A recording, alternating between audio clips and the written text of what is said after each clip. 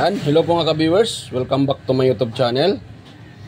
So, mayroon akong isi-share sa inyo mga ka-viewers tungkol po sa ating electric pan. Yan, pero bago pa tayo magsimula mga ka-viewers, kung bago lang kayo sa aking channel at kayo po ay napadaan lang, so huwag niyong kalimutang mag-like, mag-share at higit sa lahat, pa-subscribe na rin mga ka-viewers at pakipindot yung bell button sa taas. Ilagay nyo sa all para palagi kayong updated or ma-notify kayo sa mga video tuwing ako ay nag-upload. Yan. So start tayo mga ka-viewers.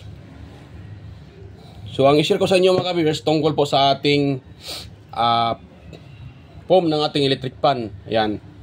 Kung sakaling kayo mga ka-viewers ay nagre-repair o nag-DIY, so kung ang sira ng inyong tawag dyan ng electric pan ay walang power, so wag kayong pakampante mga ka-viewers na palitan lang ng fuse or i-jumper nyo. Pwede naman i-jumper mga ka-viewers, pero sa katulad nitong sitwasyon, kung nakita nyo yan, buo yung bushing. So bakit ko nasabi na buo yung bushing? Kasi dito sa kanyang pinaka-shafting, yan walang gas-gas. Kung yung nakita nyo parang itim-itim, hindi yan siya gas-gas mga ka-viewers. Dahilan yan sa umiinit siya, tapos nawala ng oil, kaya nagkaganon. Pati dito yan, pati dito din malinis yan mga ka-viewers, walang kagas-gas, pati dito. Kasi malam nyo naman pag may gas-gas, kasi pag kinakapa nyo, meron kayong makakapa dyan na groove. So ito wala. So hindi yan, so katulad dito mga ka-viewers, dito yung magpakampante na okay na to. So nung inopen ko yung, tinanggal ko yung kanyang lock, ito. So kung nakita ko dito, yung kanyang pinaka-foam ay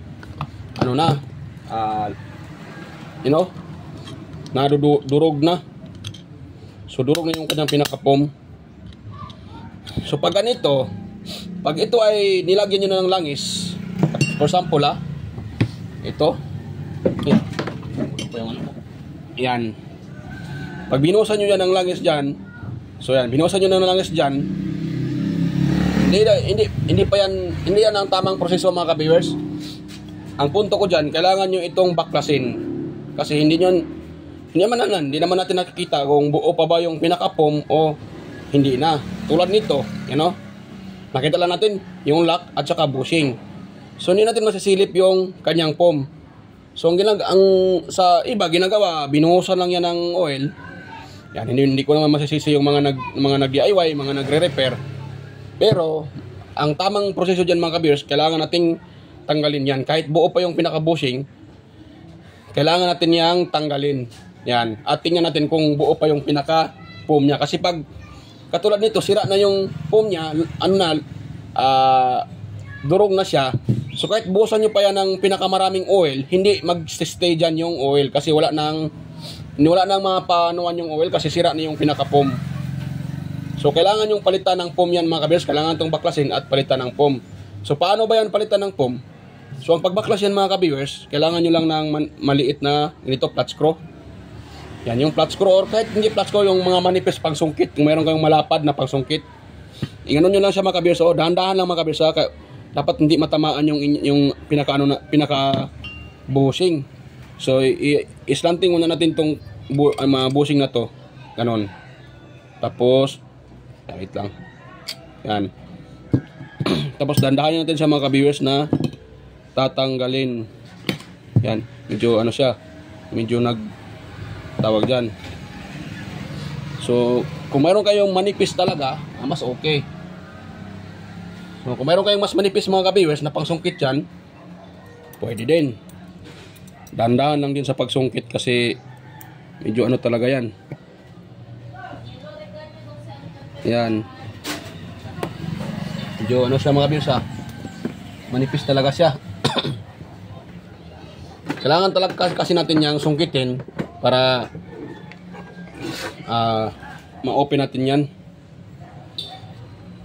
Yan, kailangan natin siyang sungkitin. Medyo mahirap din siya mga ka-viewers Mas mabuti yung pinakamanipis mayroon kayo.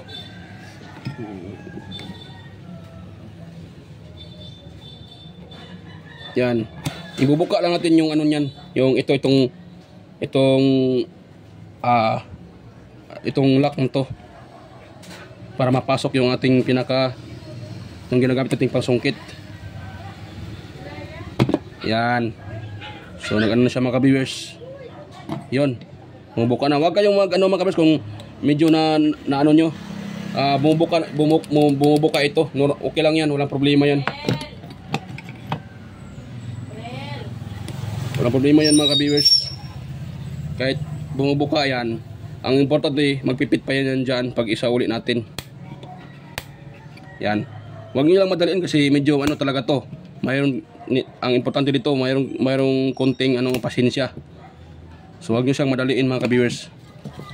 Yan, medyo mahirap talaga siya. Pero ganyan talaga yan. Yun, so dito naman sa gilid. Kailangan kasi natin yung baklasin para kung mayroon kayong paraan sa pagbaklas yan mga ka-viewers, mas mabuti. Pwede din kayo mag-comment dyan sa comment section kung mayroon kayong ibang paraan. Ako kasi dinandahan ko yan. Okay lang at least kahit matagal siya konti, ang importante nababaklas ko yan ng dahan-dahan kasi pag binibigla mo din yan,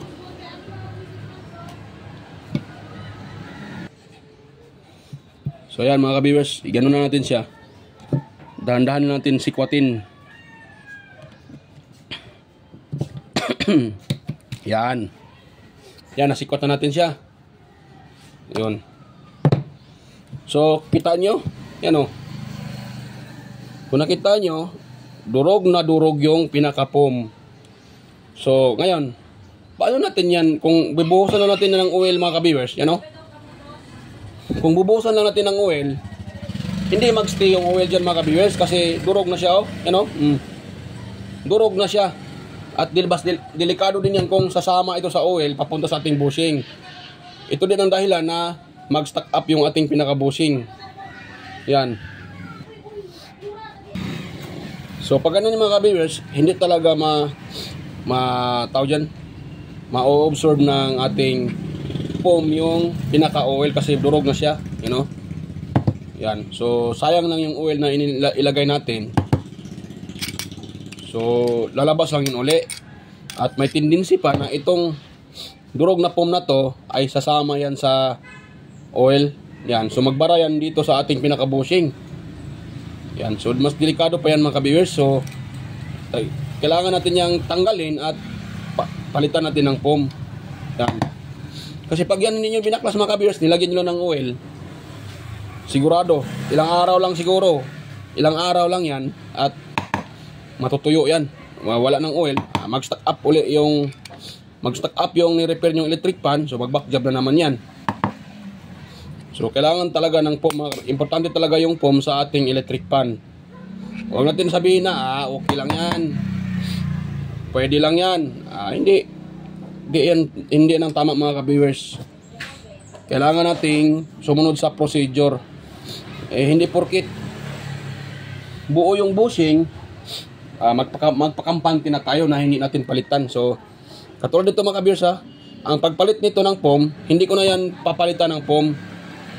So ang ilagay ko dyan, ito bulak or yung tawag dyan, cotton. Yan, kung nakita nyo yung parang may ano siya, may stante-stante or parang may kwarto-kwarto. Yan. Yan, papasukan nyo dyan ng ng foam, foam ng bulak or cotton. Katulad sa ginagawa ko, ganun lang. Pasukan nyo lang dyan. Yan. Tapos dito. Yan. So, yan lang yan mga ka-viewers. So, ganun lang. So, ganun lang siya. Yan. Lagyan nyo lang ng foam. Tapos sabay push konti.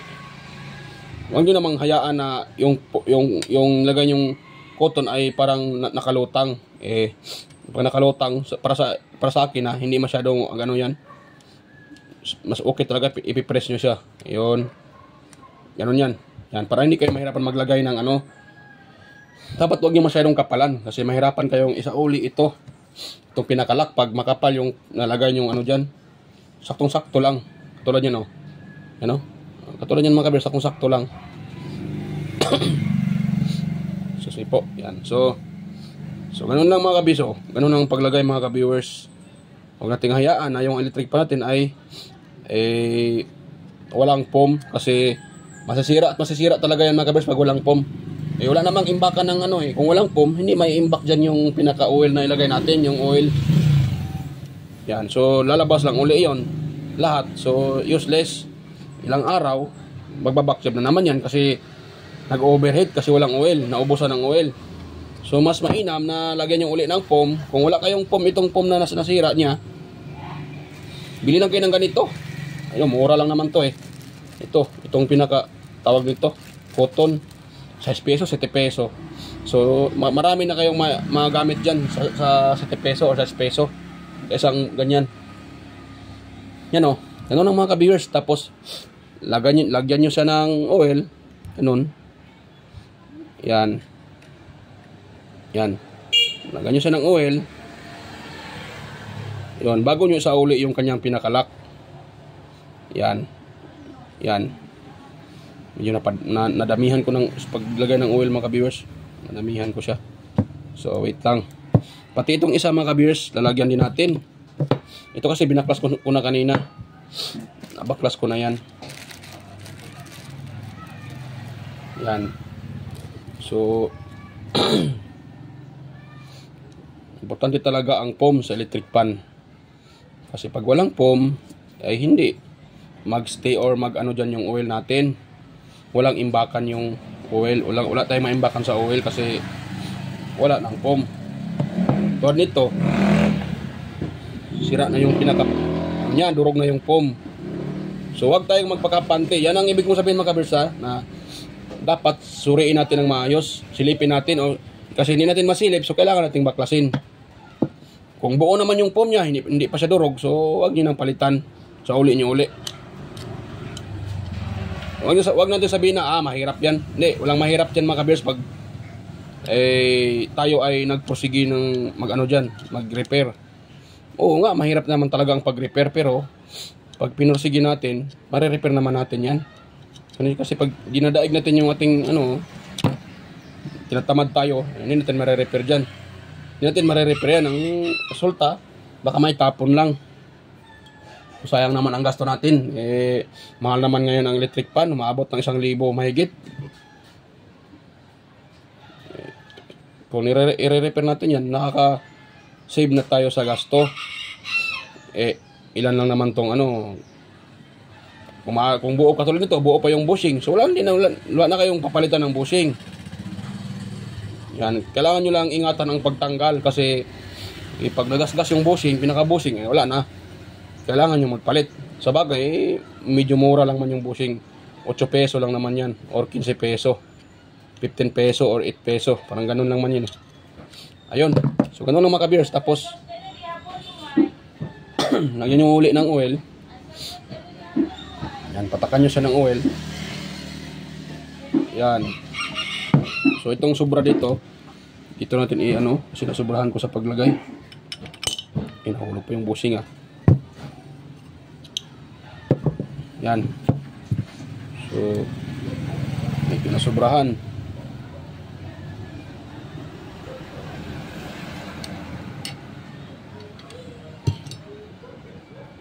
Yun. So pwede na yun mga ka-viewers. Tapos buhusan niyo siya ng oil. Yan. Yun na, pwede na yan siya. Medyo marami-rami na yung kanyang oil. So sa ulit nyo naman yung foam. Foam yung kanyang bushing. Yan. So ganun lang mga ka-viewers. Nga pala, shout out pala sa inyo dyan mga ka-viewers, sa mga sumusuporta sa akin, sa mga patuloy yung sumusuporta at nanonood sa aking mga video. Yan, may love shout out po sa inyo. Sa mga kaibigan ko sa YT, yan, may love shout out. Sa mga organic viewers, silent viewers, subscribers, ayan, may love shout out po sa inyong lahat. Salamat po sa patuloy nyong suporta at panonood sa aking mga video. So ayan po mga ka-viewers, sa mga gustong magpa-shoutout dyan, so pwede din kayo mag-comment sa comment section para may shoutout ko pa kayo, at pakilagay na lang po yung yung inyong tirahan. At saka sa mga may mag-comment dyan, sa mga may tanong, so mayroon kayong gustong itanong, pwede din kayong mag-comment sa comment section para masagot ko yung inyong tanong hanggat sa kaya ko. So ayan mga ka-viewers, Hindi ko na maipakita sa inyo ang paglagay nito kasi marami naman akong video dyan kung paano ilagay ang ito, paano magtanggal at paano maglagay nito or maglagay ng bushing o magtanggal. So mayroon akong mga video dyan mga kabiyers, pasyanan nyo na lang. So ang pinapakita ko lang talaga dito yung tungkol sa ating electric fan na yung tungkol sa pinaka-pump niya. Katulad kanina, hindi natin siya makikita. Ganyan siya, hindi natin makikita yung pump kung buo pa o hindi. So kailangan nating baklasin para sigurado tayo na yung nire-repair natin ay magtagal. So yan mga kabiyers, hanggang dito lang mga kabiyers. Kung mayroon kayong nakuhang kuting ideya sa aking isinishare ngayon na ideya sa inyo. So kung mayroon kayong nakuhang kuting ideya, wag nyo naman kalimutang mag-like, mag-share at higit sa lahat, paki-subscribe na rin mga kabiyers at paki-subscribe at paki-share. Yan para mayroon ding iba na makakita at meron tayong matulungan kahit sa simpleng paraan lang man mga ka-viewers. So ayan, bye-bye po mga ka-viewers. Hanggang dito lang yung aking video at kita-kita tayo ulit sa next na mga video. So bye-bye!